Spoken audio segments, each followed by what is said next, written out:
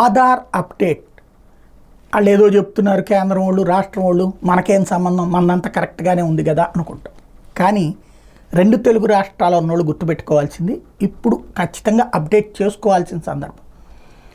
మనకి తెలియకుండానే మన జీవితాల్లో మార్పు వచ్చినాయి. అదేంటయ్యా అంటే, ఇప్పుడు ఫర్ ఎగ్జాంపుల్ మనం ఈ ఆధార్లు తీసుకున్నటువంటి సందర్భంలో ఉమ్మడి జిల్లాలుగా ఉన్నాయి, ఇప్పుడు విడిపోయినాయి జిల్లాలు. ఫర్ ఎగ్జాంపుల్ ఇదివరకు నాది కృష్ణా జిల్లా, విజయవాడ, కాబట్టి విజయవాడ కృష్ణా జిల్లా అని ఉంటుంది. ఇప్పుడు నేను ఏమని క్లెయిమ్ చేసుకోవాలి, మళ్ళీ ఇప్పుడు నేను అప్డేట్ చేసుకుంటే ఎన్టీఆర్ డిస్ట్రిక్ట్ అని వస్తుంది, విజయవాడ ఎన్టీఆర్ డిస్ట్రిక్ట్ అని వస్తుంది. అట్లాగే మచిలీపట్నం ఆ పరిసరాల్లో ఉన్నటువంటి వాళ్ళకి కృష్ణా జిల్లా అని వస్తుంది. అంటే మారిపోలేదా? ఇది అప్డేట్ కావాలి.